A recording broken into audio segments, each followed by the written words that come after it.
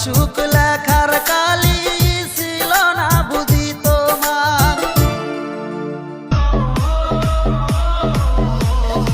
হৃদয় আমার বাংলাদেশ, স্বপ্ন আমার বাংলাদেশ, ক্রান্তি আমার বাংলাদেশ।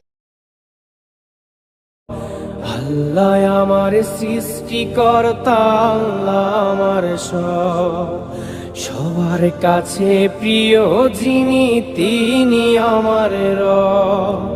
দুনিয়া করব সবাই আল্লাহর ইবাদত,